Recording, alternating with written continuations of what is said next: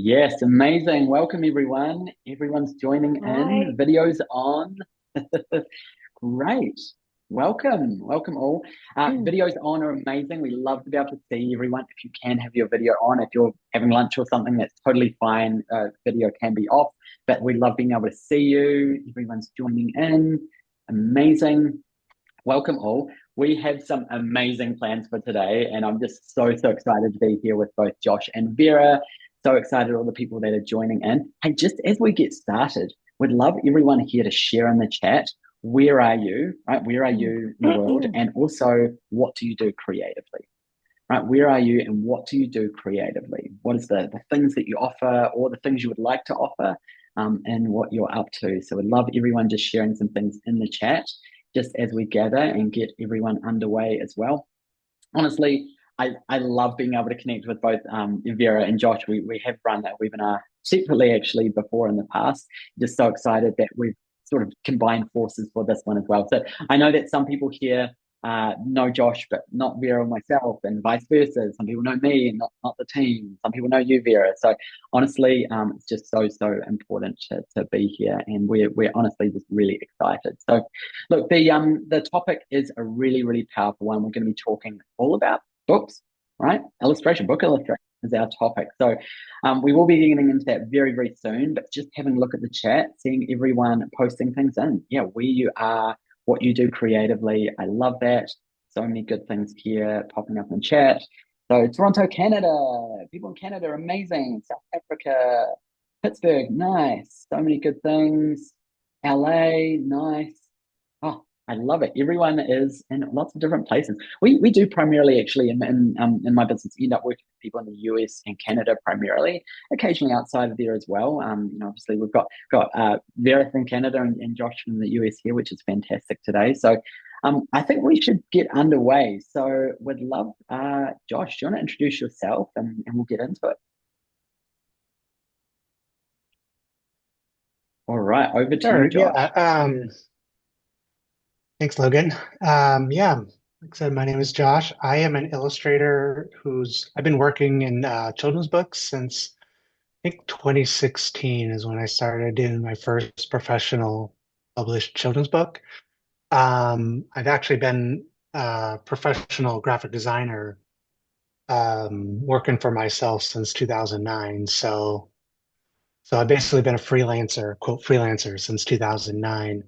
And I started working with Logan, I think earlier this year, maybe around March, just to kind of up level my book project, the scope of my projects, the size of them, and working on other avenues of business. So pursuing different avenues. So that's kind of where I'm at.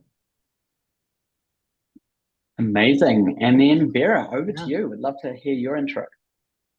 Hi everyone. For those who don't know me, I'm Vera Drmanovski. I'm a lettering artist and illustrator based in Montreal, Canada. So if there's any people from Montreal, hi, and DM me. Let's connect. um, so I have also been working for graphic design industry for a long time, but I have been freelancing for about 3 years now, and I am running my own freelance studio. And I've so far I've had great opportunities to work with many publishers across U.S., Canada, Europe. Not only that I work with publishers, but I also work with book bulk companies who um, who just do the special editions of the books. I really love those because it gets me the opportunity to go beyond book covers with those companies. So my passion really, like the reason why I started or directed my business in this direction is because I really love literature, and I also love nature and stuff like that. And that really comes from my upbringing because I grew up in a family of librarians and teachers, and books have been always around me my entire life. And having a mother as a biology teacher also, in fact, influenced my love for floral and animal illustrations that are really present on book covers very often.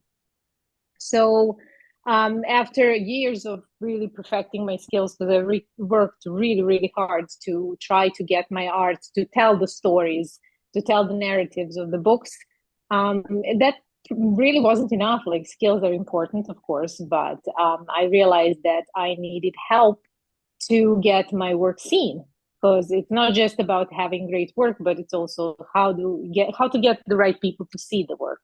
And that's where pretty much Logan and his team came in, and to support me, to teach me that business side of things and how to market myself. And I think we have met through Instagram as well, right? Logan, I've followed Logan because I've heard about him from a friend of mine. And then I followed him, and then I kind of commented on one of his posts, and that's how we connected on Instagram. So it was really a great way to find a coach. So I'm basically thrilled that Logan is here with us here today to share his wisdom and to provide his insights and to help you, just as he's helped us, Josh and I, and answer any questions that you may have at the end of this webinar.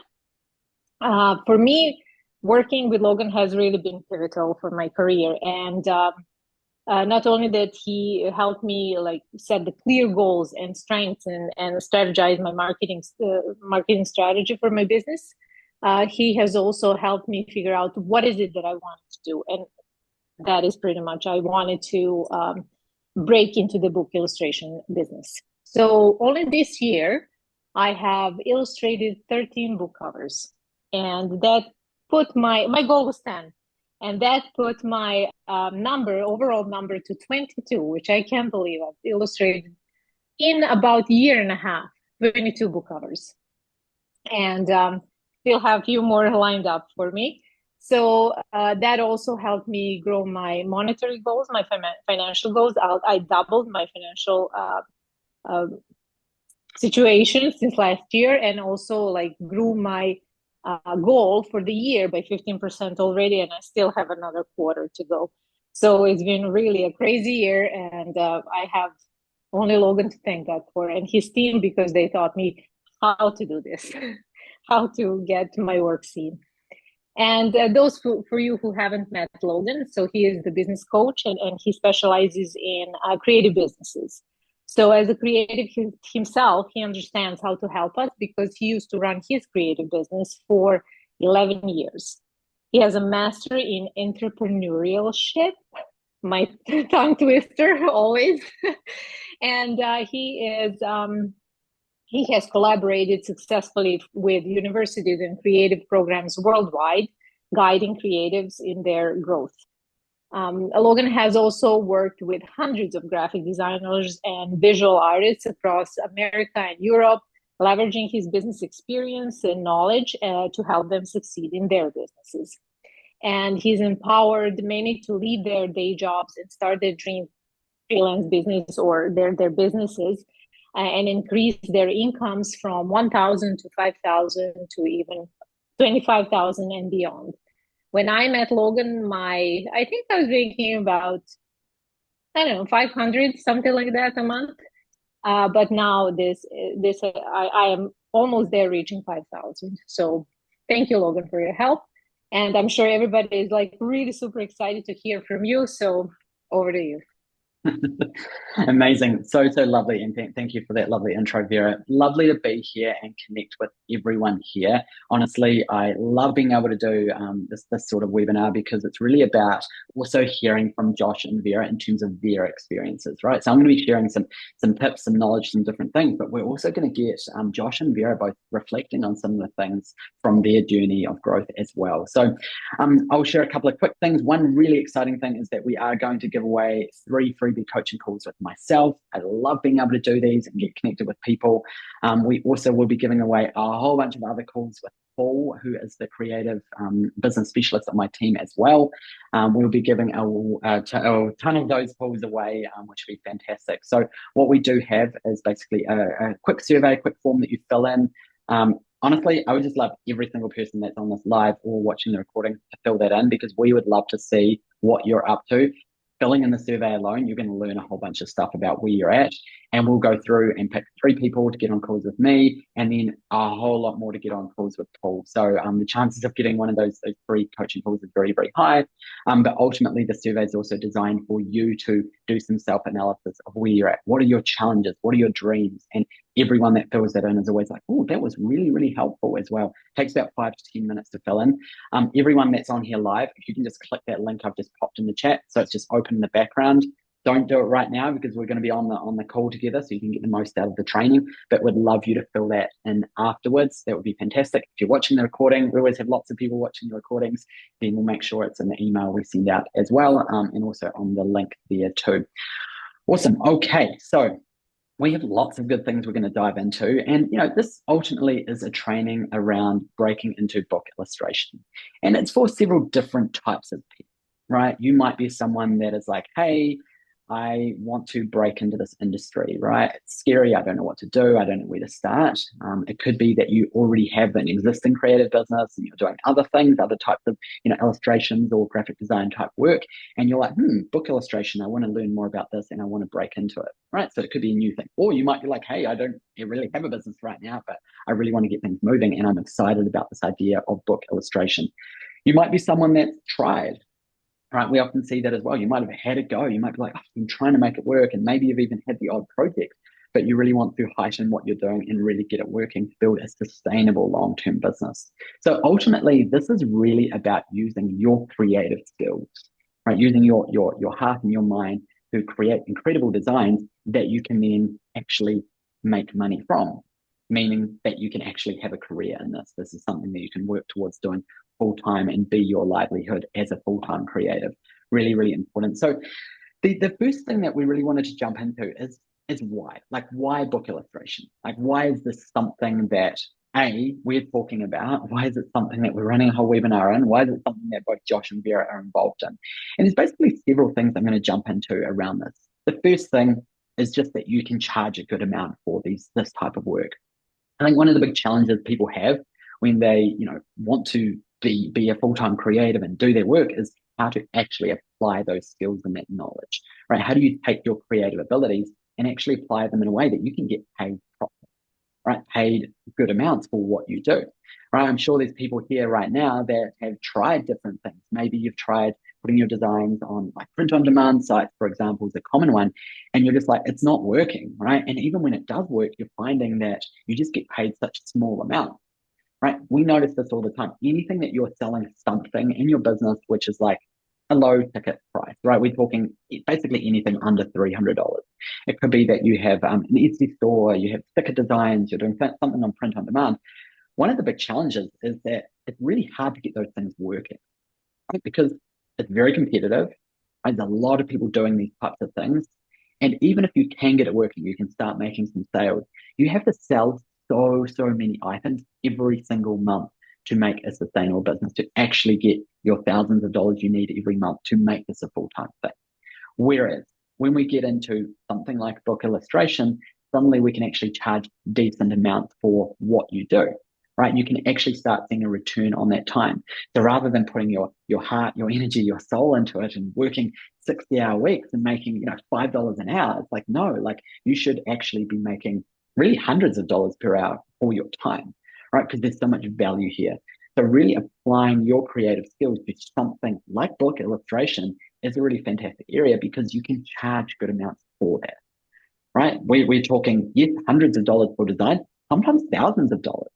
Right. So these are things that you can do. Yes, these other things that you can do. We have clients that do all sorts of things from different areas of packaging design, brand design, other areas of graphic design, muralists, and book illustration is definitely a big area as well. So this is kind of one of the big reasons why it's something we recommend you consider, but also why it's such a good opportunity. The other thing that I think is really great about book illustration in particular is that there's a lot of variety in it. Like as you start learning more about the industry and the opportunities, there's a lot of different things that you can do, right? And even just looking at Vera and Josh, like they both have very different styles and approaches. And also they're in really different types of book illustration, right? They're in different worlds. However, they can both apply their skills and abilities to these worlds. So I think that's one of the other beautiful things too, is there's so many different types of opportunities, right? Whether that's more into, adult literature or getting into children's illustrative book works, like activity books.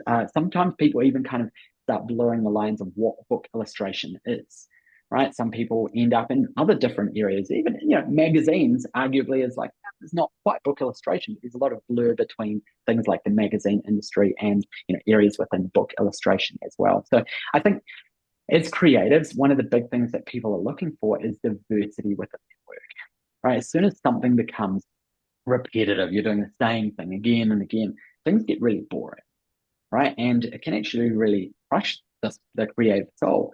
Whereas what we're seeing with both Josh and Vera is they get to do so many different types of different work and different clients and different projects, right? Which also brings them to life creatively as well. So I know there's a lot on the subject, but Vera, would love to hear your kind of perspectives on like why book illustration and maybe even why for you as well. Love to hear a bit more. Well, as I mentioned, books are my love, and I really do love books and stories. And designing for book covers was really a dream. I always wanted to do that. For me, it's if I say no brainer, I would be lying, because honestly, I have for years struggled trying everything, as you said, from print to demand to trying to do art licensing to, I don't know, doing murals, all kinds of stuff, and nothing really sat with me right, so to speak, and my style wasn't really appropriate for any other area. I've noticed that. Like once I realized that my style really fits the publishing industry, and the way I just do my art is appropriate for telling the stories. It was kind of the reason why I picked it, because it fits there. Not only me as a person, not only my interests, my what I love to do and how I love books, but also I realized that because I was around books my whole life, I also have that almost subconscious intuition what fits on a book cover. Like it's really like it's just something that suits me. And as you said, like instead of really trying to be everywhere, do everything, stretching myself thin across so many different areas of business, focusing on this one area has been lucrative because, as you said, those projects pay way better than trying to license my art and wait for somebody to see it, and as well as I don't have to do that many projects. Honestly, I can do 1 or 2 projects a month and I'm done. Like that's it. I hit my monetary goal. I don't have to really kill myself working, even though I work a lot because I just love it. I'm not drawing for books, I'm drawing for myself. But yeah, it is. Those projects are well paid and something I love to do. And it's also because it gives me an opportunity to honestly work always on something different. I have done, as I said, 22 covers, and I don't think any of them look even remotely similar to the rest. Like they're also very unique because they tell the unique stories. And maybe, yes, they have something in common, like really a lot of details, because I love detailed work. But when you look at all those covers, they're all very different. So I don't get bored. And working with bookish companies, like I also get to design products that are around literature, but they're not book covers. And that also gives me a different type of challenge and satisfaction to see my work on blankets, on t-shirts, on even like pendants for necklaces and stuff like that. So it's kind of cool. I love that. And I think, what you share there around like that diversity, like I think it's kind of surprising. I'm sure that's surprising for people here. It's like, oh, like Vera's not just doing book covers. She's actually able to design with other things, merchandise things related to this industry as well, which brings that diversity. And these are other areas of opportunity as well, right? So this is once again why, book illustration itself is such a great area to really break into. And I love what you shared there around like the numbers as well. It's like, you don't have to work with like 15 clients at a time, right? You're like, hey, I can work with 1 or 2 projects, clients at a time. That also means that you're communicating with a smaller number of people. I think one of the things that people find pretty challenging in running their own business is the amount of emails and communication that needs to happen, right? Back and forth, and you're trying to manage your own boundaries and you're trying to manage your wellness. And suddenly, if you're working with a whole big number of clients every month, that's a lot more people to communicate with. Whereas what Vera is sharing here is saying, hey, like when you can charge more, you can work with a smaller number of people. It also allows you to really focus that creativity into that project as well. So I absolutely love that. Let's talk about breaking into the industry. So, and I think this is something that is pretty hard for people to really fathom. It's like, this seems pretty like big and scary. I'd love to be doing what Vera's doing, what Josh is doing, but like I don't know where to get started. We do hear that a lot, right? It can feel kind of intimidating. So some different things that we recommend. One of them is that you do really need some examples of your work, right? Ideally in this type of format, whether that's book covers or illustrations in books.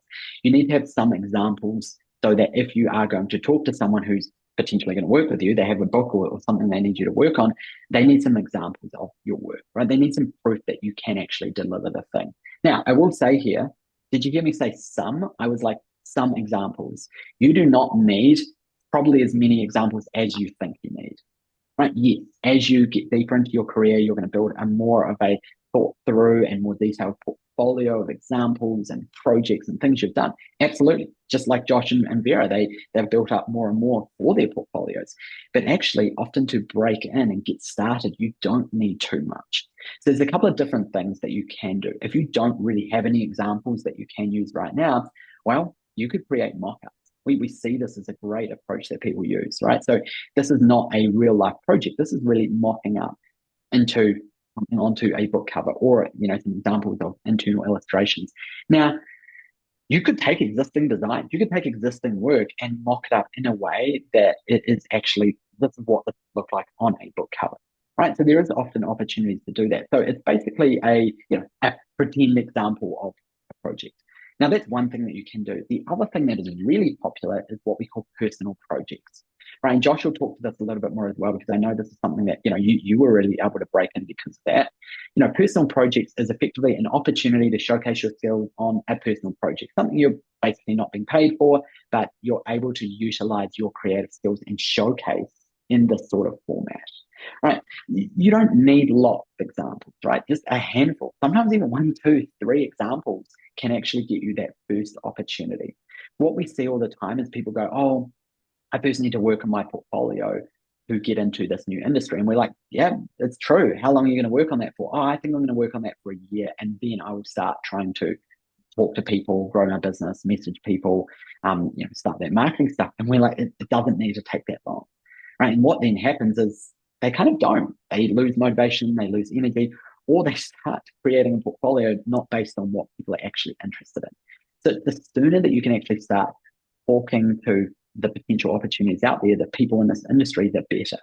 Right. So this is really, really important. You can also leverage other creative works that you have, right? So you might be like, well, yes, I haven't done book covers before, but I want to get into book covers, but I have done packaging design, or I've done some work with murals, or I've done logo design, branding, right? You can still leverage that work and showcase that work because it's proving that you are a creative person that has good quality work, even if it's not specifically a book cover. Because really, you've just got to build trust with the person that you can do this thing, right? That's really what someone's looking for. If they're going to spend money with you, part of their mind's going like, is this person going to do a great job, right? They don't need to see an exact example of the exact thing that they want. Actually, they need to trust that you can do this. You're a creative person. You're talented as a creative. Here's a bunch of different examples of your work. And yes, you can create in this format as well. So just, I think breaking in, the big message there is that, yeah, it often doesn't need to take as long, and you probably don't need as many examples. Josh, we'd love to hear your thoughts around this one as well, particularly, around those personal projects too, because I know you've got some good examples. Yeah, I mean, really I really want to hit home on you don't need as much work as you think you need. Um, so like a little bit backing up, I mentioned, actually, I don't think I mentioned I'm in Portland, Oregon, or just outside of Portland. That's kind of where my location. I forgot to mention that, I realized in my intro, but so so I started my freelance business in 2009. I always wanted to be an illustrator. Um, but I started as a graphic designer, and every project I would take on that I could do some illustration for, would do. So a lot of corporate stuff. I would kind of use that, kind of like Logan, what you were talking about, using work from something else to kind of showcase what you can do in this arena. So I really use that to really build a portfolio that I can use for children's book illustration. And then I think it was around 2015, 2016, I was like, I really want to lean into the children's books and really, really give it a go. So I did a couple just personal projects. Actually, they're more like posters. And I've actually got one of them. I just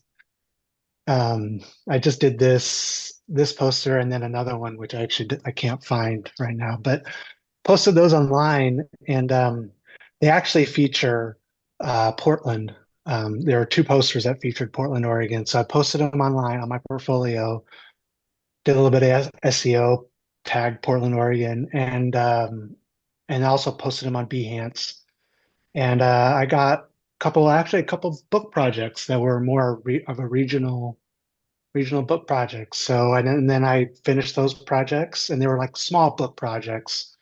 Um, they weren't the highest paying projects, but posted those online, and then I got some other bigger projects, and I just kind of like kept it going from there on there. But it was really like those two projects that I feel like were the key for me. So um, yeah, I think that was really, really, really key. And then lately, the last couple of years, or last year, I've been really wanting to like get up even to the next level. So, and that's kind of where I've been working with Logan to kind of up level my book project goal and things like that. So, and even expand into other revenue streams. Um, so that's kind of been my journey with children's books. So, Love it. yeah. So good.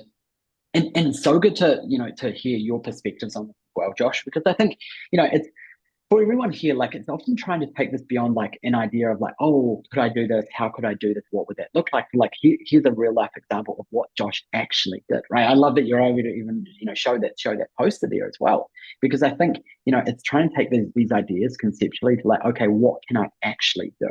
Right, which is really important as well. We're going to talk next about marketing. Just before we do that, I would love every single person here to share their Instagram in the chat, right? Because this is a really nice opportunity to get everyone here connected. Josh and Vera will drop theirs as well. Celeste from my team will drop our Flim Entrepreneur one too.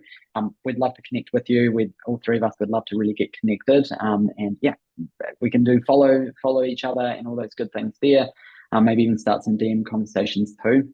Because I think actually that creative community part of it is really, really important as well. So I can see people are popping in their URLs. Absolutely. We've got all the links firing in. I love it. So many great things here, which is good. And actually, I just remembered when Josh mentioned about Portland, I was like, oh, I didn't mention where I am right now either. I think most people get thrown off because of my accent. They're like, where are you from? Is it England, Australia, New Zealand? It is actually New Zealand. So I'm originally from New Zealand. At the moment, I'm based in Richmond, Virginia. I think I did see someone else who was in Virginia as well. So I'm on the East Coast as well here in the US. We're a US-based company too, but sometimes people are like, oh, that accent, didn't expect that. I think a few people here knew as well. But there we go. Everyone's adding their links in. Make sure you go through and click other people's links so you can get connected with, yes, myself, Josh, Vera, and other people here on the call as well. So amazing. I can see lots of links jumping into the chat here as well. Fantastic. Let's talk about marketing next, right? Because ultimately it's like, yes, okay, examples just like Josh talked about, custom projects, mock-up, like, right, getting examples of your work. But the reality is that often not really enough, right? Like we see this all the time is that, we talk to all these amazing creative people. They're so good at what they do, right? I'm like, wow, this, you kind of look at it and go, this person's business must be absolutely humming, going so well. And then we're like, how's it going? And they're like, oh, maybe I'm not that good after all because my business is not really moving forward like I want it to. And I'm like, it's not the creative stuff in the way. I'll say that again. It's usually not the creative stuff that's getting in the way. It's the business stuff, right? People sometimes think, oh, maybe I'm not good enough creatively. And look, in all fairness, sometimes there is some room there to grow. Most of the time, it's the business stuff that's getting in the way, right? It's the business side. And yes, that's about like how you structure your offerings and price things and package things. Yes, that's part of it. Who are those ideal clients? But also it comes down to things like marketing, right? Because ultimately they're going to struggle to find you, right? Some people will find you. That's great. You can build, some of your business off that, but ultimately we need to get the energy out there. We need more people to know your amazing business, your amazing work exists. And this is the biggest problem actually in pretty much any type of business, definitely creative businesses, is that not enough of the right people know you exist. Right? So not just not enough people know you exist, not enough of the right people, right? The people that are willing to spend $500, $1,000, $10,000, $8,000 working with you, right? We need those people to know that you are out there. This is really, really important. So in terms of marketing yourself, yes, social media, right? Of course, that's kind of, I think, the most obvious one that people go to is go, oh, I can be on social media. You can post there. There's lots of free platforms. A lot of people in these industries are, yes, on Instagram. That's kind of the most common because it's visual, right? Absolutely. There's different opportunities. We have clients that have a big part of their marketing is Instagram, right? About 10 to 15% of people we work with have over 10,000 followers on Instagram. So yes, some do, but also it's not the only thing that you can do. But to everyone here, I do recommend you make sure you are on Instagram and you're posting, even if it's not super consistently, at least posting maybe once or twice a week at minimum, because part of it is this is a place to display your work, give examples of your work, and actually build more trust with an audience and build up a following there. But as we know, the algorithms drive us all absolutely crazy, right? You don't necessarily get the views you want. Even people that are following you may not see the posts that you're doing. There's a lot of people on Instagram that can become very flooded, and it can be pretty overwhelming trying to keep up with the algorithms and the changes and all those things there. So yes, look, there's a whole area of opportunities you can use Instagram for. Absolutely, you can be getting into the DMs, you can be direct messaging ideal clients, you can be posting things, getting into sharing reels and trying to get things around the hashtags working, trying to get more viewership. The good news is it's not the only option. This is really, really important. It's not the only option. So in terms of, especially for the publishing industry, strategic outreach is something that really does work, right? This is really, really important. When I'm saying outreach, generally we're talking about cold email. Now, sometimes when I say cold email, you see people go, oh my goodness, boring, and it feels a bit pushy or scammy and those things. Yeah, it's like cold email, when it's targeted, can work very, very effectively. And when I say targeted, I'm saying targeted to the ideal client that actually needs and wants to work with you. Right, so this is part of it. First of all, is you need to get clear on what are you offering, who are you offering it to, and then actually put that energy out there. Actually directly reach out to them rather than just posting on Instagram and hoping that someone who has a book project going to find you. Go to them, message them, send them an email. Right? Yes, it's a low response rate. We know that. We know that the reality around something like outreach is a low response rate.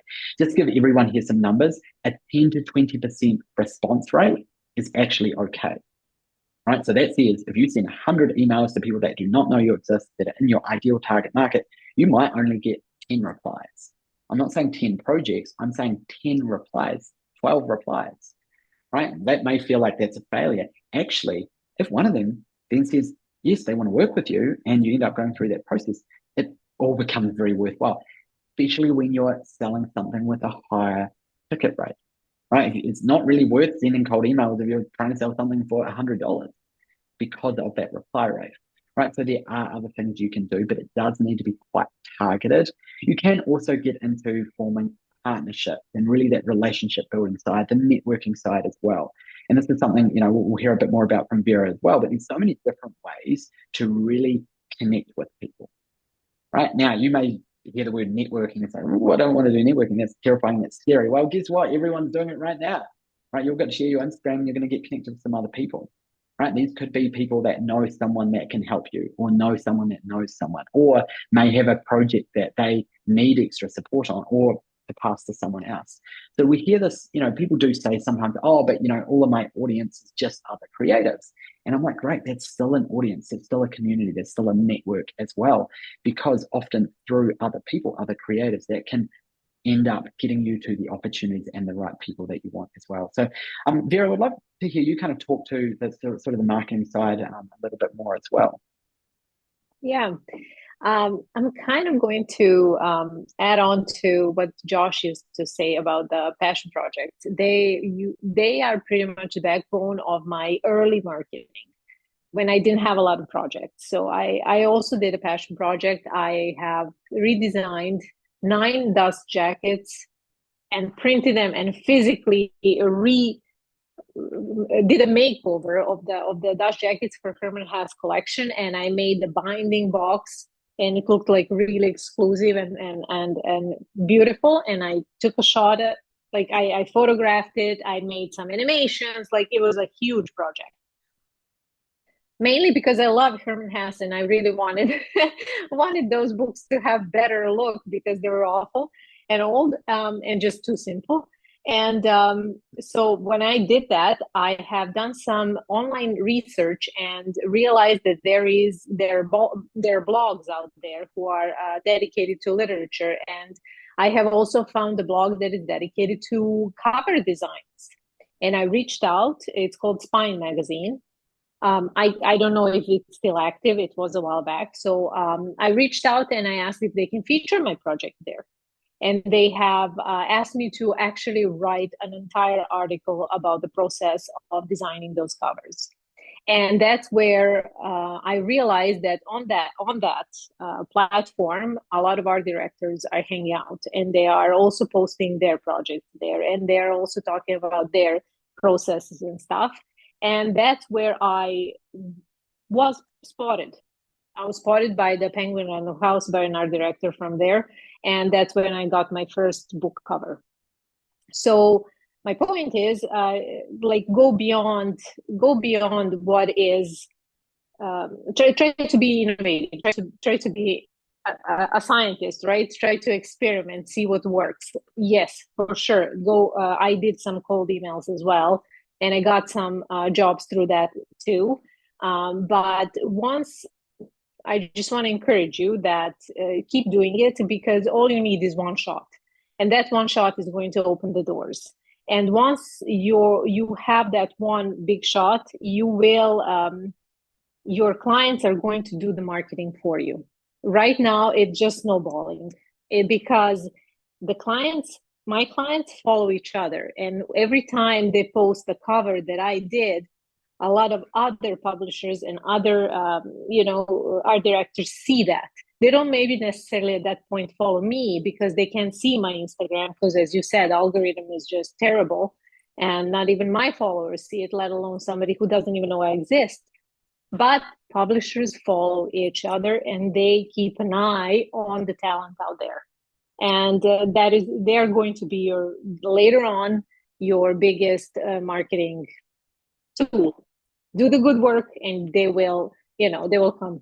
But in the beginning, just you have to do all these like hard things, like do the cold outreach, create personal projects, mock them up, showcase what you can do, post it on Instagram as well. But you have to find the clients before they're going to find you. It's just the way it is. It's a hard truth. I love that. And, once again, just good to hear, like, this is the real side of it. I can talk conceptually and, even give examples of our clients and things we've worked with, but, like, this is Josh and Vera are sharing the real world stuff. Like, they are deep in this industry. They've done these things. They're doing these things we're talking about as well. We're going to talk about agents versus being independent and not having an agent, because I think this is something that comes up a lot. And both Josh and Vera are actually going to talk to this, and they have some different views and different examples themselves, which I think is so powerful too. I think one thing to be really clear on is you do not have to have an agent to be successful. But also you can have an agent and be successful too, right? These are both options. I'm going to kind of talk to this, and then we're going to hear a bit more from Josh and Vera around this. The biggest thing that we do see is that people view something like an agent as like, oh, if I can get an agent, that's going to solve all of my problems, right? Because Logan said the biggest challenge is like the business stuff. And just being blunt, like most creative people kind of just like the business stuff. They're like, oh, that stuff, sales, there's a terrible word, right? Marketing, I hate that stuff. right? So, that there, sometimes people view, okay, if I get an agent to represent me and to market my work, it's going to deal with all of that. So I can just focus on just the creative side. Right now, that's kind of the dream. It sounds beautiful and sounds amazing. So people put all the energy into trying to get an agent. Right now, getting an agent in the first place can be pretty challenging. And I'll say getting a good agent who's going to represent you well, properly, and get you good projects is also going to take time and it's going to be challenging. Right? It's not that they're just going to pick you up once they know about you, they're just going to work with you. Right? We've got to be aware of that. The second thing is that it's not going to just solve all of these challenges. Even if you have an agent, you're still going to have to be doing a bunch of the business side as well. You're still going to need to build relationships and connections. You're probably still going to need to post on Instagram. And in some cases, you probably still want to be marketing yourself independently as well, perhaps still doing the cold email as well. One of the biggest risks we see when people either want an agent or have an agent is that they give away the keys to the castle. Right? So what I mean by that, the keys to the kingdom, which is what they do is they say, great, that person there is going to manage all the marketing stuff. I'm just going to focus on the creative. Now, this could work okay, because if that agent's really good, you could get some good projects and that can work. Often what we see is that it's not enough to build that long-term business. And suddenly, if that agent isn't bringing you the work or isn't bringing you enough work, you don't know what to do.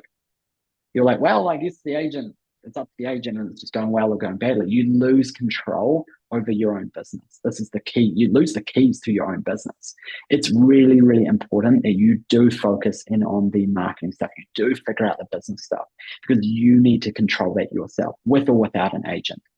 Right? What if you lose that agent? They say, oh, sorry, we're not operating anymore. Suddenly you're like, oh my goodness, I don't even know what to do. I don't know how to send a cold email. I've never done that before. I don't know how to build partnerships or relationships. And suddenly there's going to be a big lag of time. It could take you 6 months, could take you a year to figure it out. And in the meantime, you're like, how am I going to pay my bills? I'm going to have to go and get a job.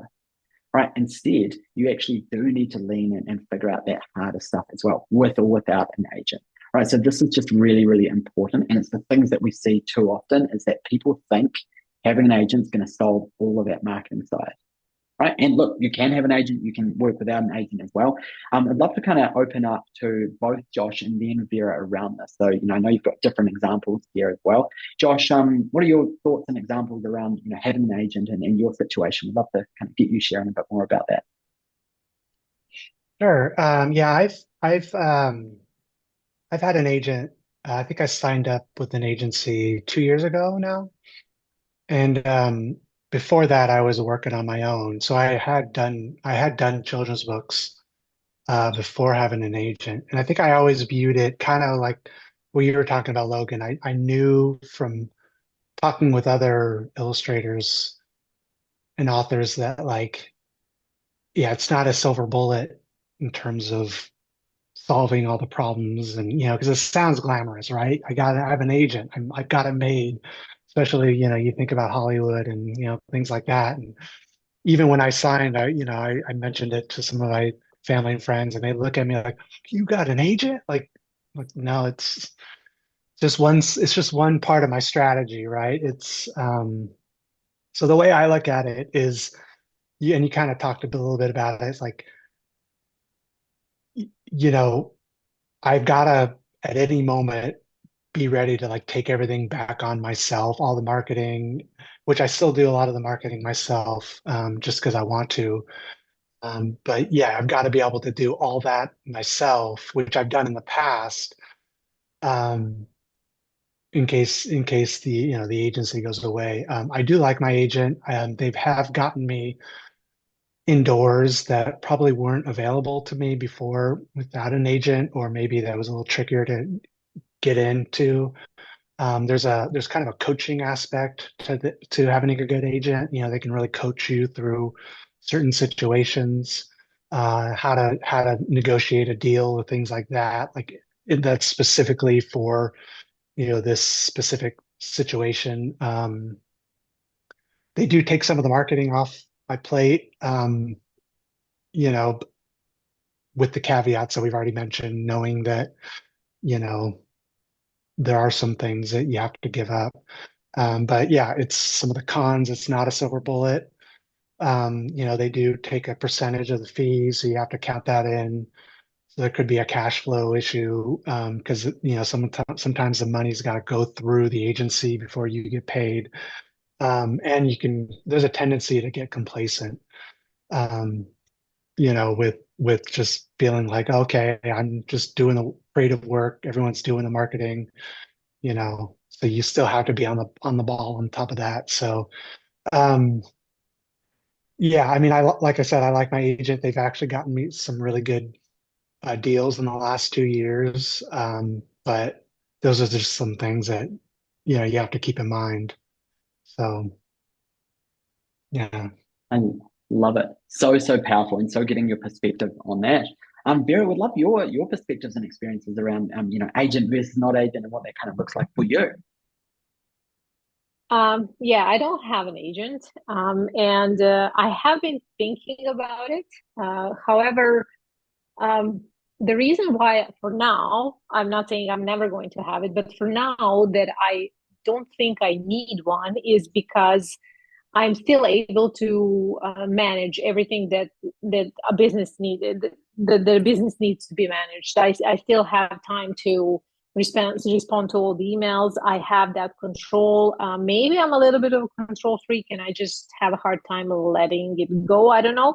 But I love the personal connection and the relationships that I build with my clients. And not single one of my clients has been a one-time client, and they keep just coming back. And I feel that is because I am involved directly in communication with them, and that relationship even becomes somewhat of a friendly relationship where we share jokes on Instagram, and and that personal connection with them for me has been invaluable. And I think that is the reason why they have been coming back, and that my business is growing.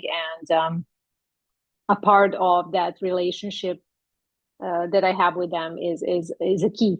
So I think that is one of the reasons why for now I think I'm going to continue without an agent, because it's working.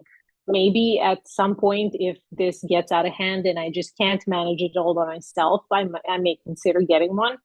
But for now, it's working for me. So I'm not against having an agent, definitely, because as Josh said, they can advocate for you, and they can probably advocate better deals for you because they are more professional in that sense.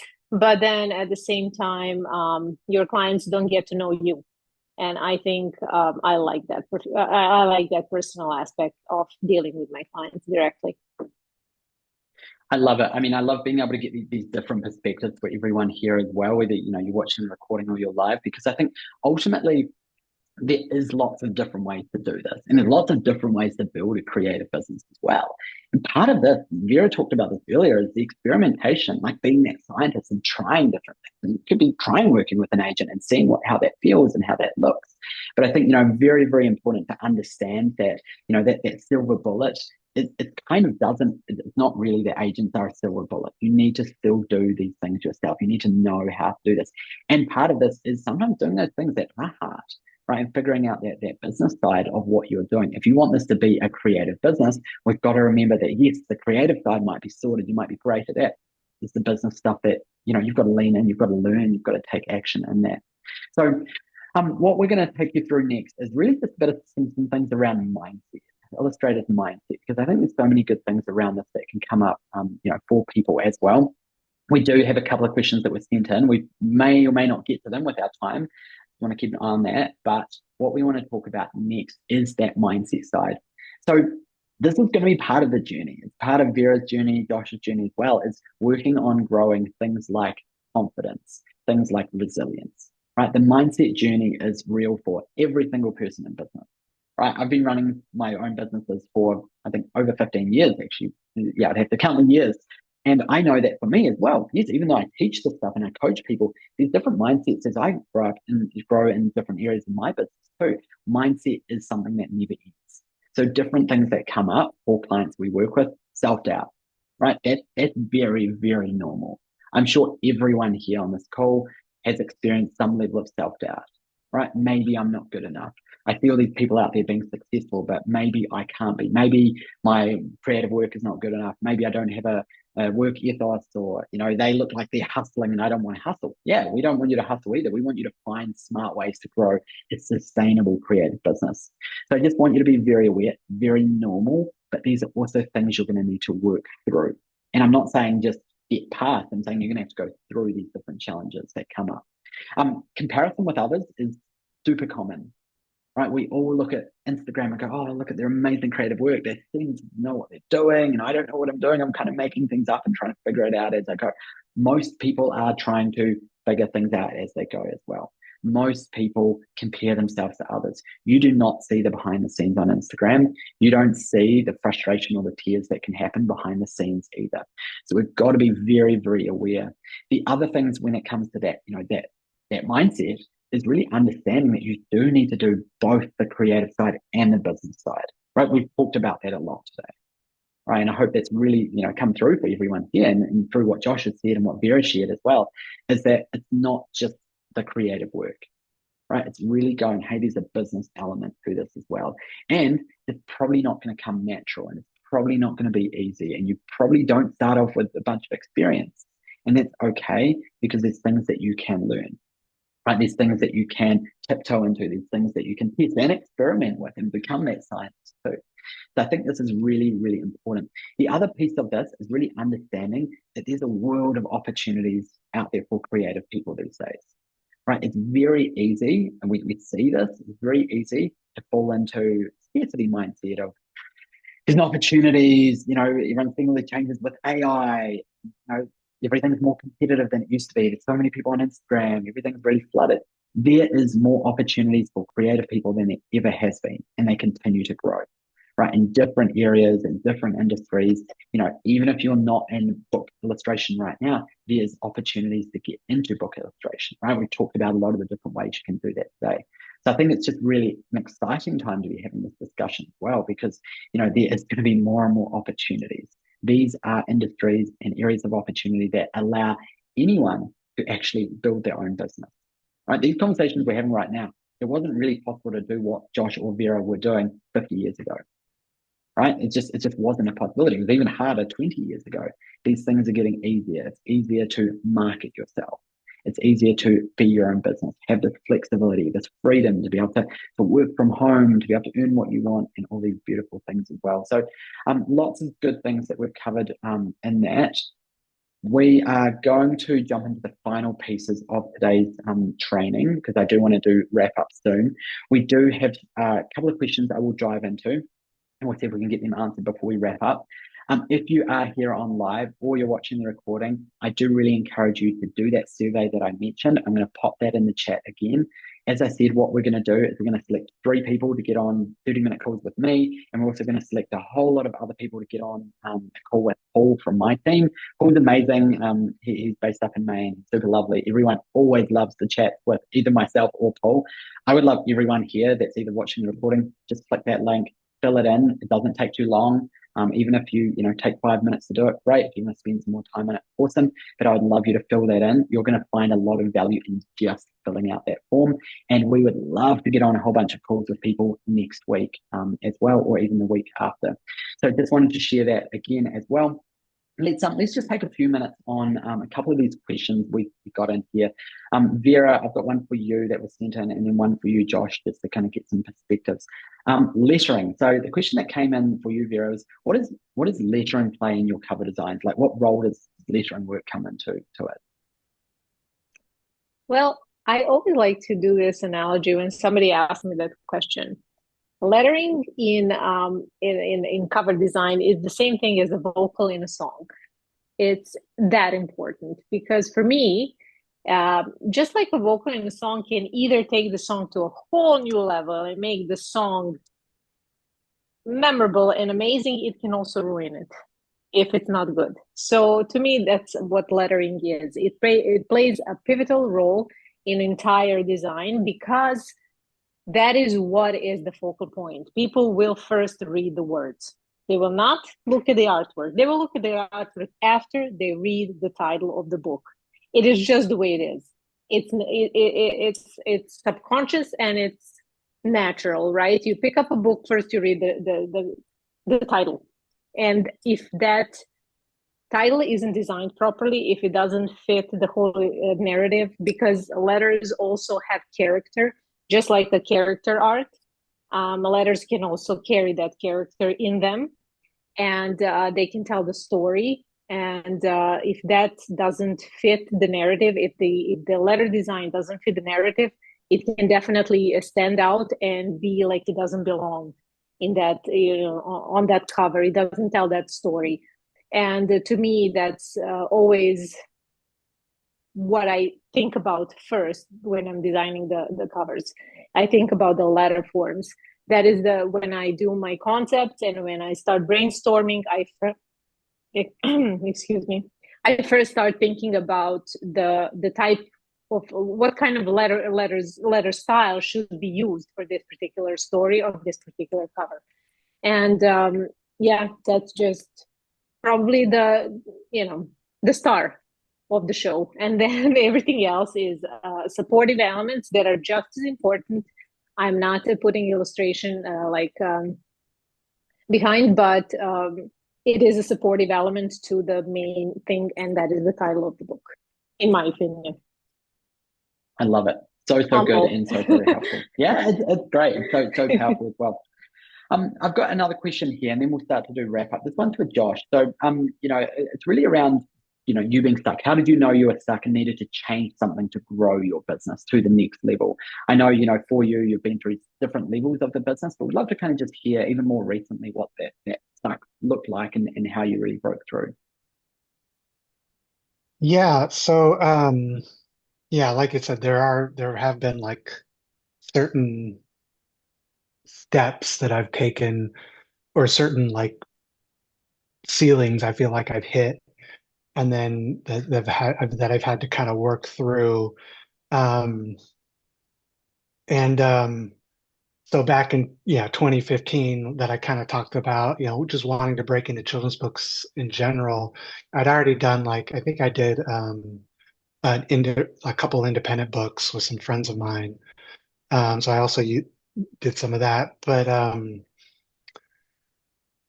I just I think I realized that I was just spinning my wheels and doing the same thing, and the money just wasn't coming in the way I wanted it to come in.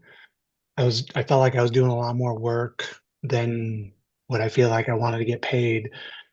And then recently, just in the last couple of years, I felt like I've reached a level of success in children's books, but my next breakthrough was bigger publishers. I wanted to get into the bigger publishers with advances. I'm just going to put out numbers like 15, 20K and above of children's book advances.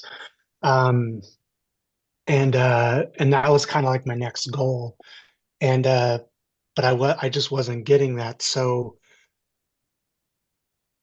I yeah, I think it's just realizing that I'm just spinning my wheel, doing the same thing over and over again, getting the same results, and just realizing that I needed to kind of change my approach, change my marketing, focusing on like more outreach, focusing on just getting back to like when we started working together, Logan, I think we started working a lot on like getting back to the business fundamentals, stuff that I felt like I knew since I'd been in business since 2009, but really wasn't implementing.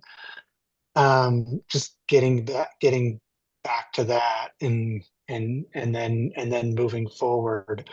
Um, and then really, like you mentioned, mindset, really dialing that in and realizing that I can do this and I'm capable of doing this. So um, I mean, my background, you probably see some of my book covers, some of the books I've done, and that's not for vanity's sake.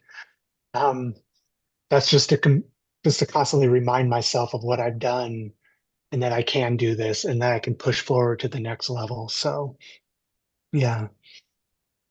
Amazing. I love it.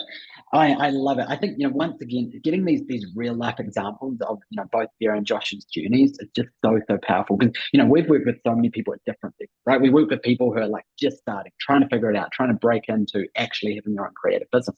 We also work with people that are, more advanced, like Josh, when we started working with him, already had an existing business, but was ready to take that next step and get it more financially sustainable as well. So I absolutely love that. Look, our time always flies on things like this. So we didn't get through all the questions we wanted to, but that's totally okay. Would love people to connect via that survey. Fill that in. We'll get you on some calls with myself or Paul. Would love everyone who's here live to share in the chat what's one takeaway from today. What's one thing that you've learned? What's one thing that maybe you found useful, helpful, interesting as well? We'd love to just everyone to add one thing into the chat.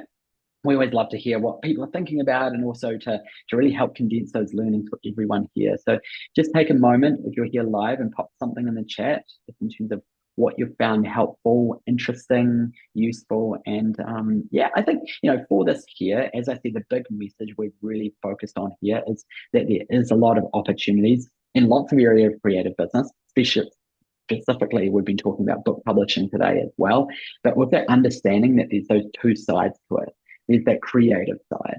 Absolutely. There's areas to improve on and work on, but usually that's not the thing that's getting in the way. It's more the other stuff. It's the business stuff. It's the marketing. It's the how to actually connect with people. And we even talked a bit about confidence and mindset and those things there as well. And those are things that are real. And trying to actually break through that is a big part of that journey as well. So absolutely love that. Some other things are being added in the chat here just as we start to wrap up. Get creative with your marketing, go beyond social media, find places art directors hang out, working on the creativity and marketing at the same time, having a strategy. Yeah, having that strategy is so, so essential. Not taking too long to create that portfolio. Lily, I love that one. It's so true. I think a lot of people get stuck and they're like, oh, I need to have a better portfolio. I need to have a lot of examples of my creative work to even start this journey. I'm not good enough yet, right? There's other things being added in the chat here as well, which is great. Helpful to be reminded of the basics. I love that. So, so good. Amazing. Keep adding things to the chat there as well, just as we wrap up. Look, it's been lovely to be here with both Josh and Vera, and they've both shared so much from the journey, right? I just love the openness as well. This is the sort of stuff that, can be really hard to understand where people are at. So I just love, both of your openness. So I really appreciate you, Vera. It's been fun today, hasn't it, Vera? Yes, I love it. And this is a topic that I can probably talk all the time about. No end to it. I think so. Maybe we need to start doing these for 2 hours. Josh, it's been great having you on board too, and appreciate all the wisdom you've shared. Great to be here. Amazing. We're going to wrap everything up, everyone here. There's more things being added in the chat. Thank you so much. Have a lovely rest of your day. Hope to connect with a whole bunch of you through the survey. We'll get that recording sent out soon. So if you did arrive late, check out the start and make sure the link for the survey's in that if you didn't manage to grab it here live as well. Awesome, everyone. Take care and connect with you all soon. Ciao. Bye.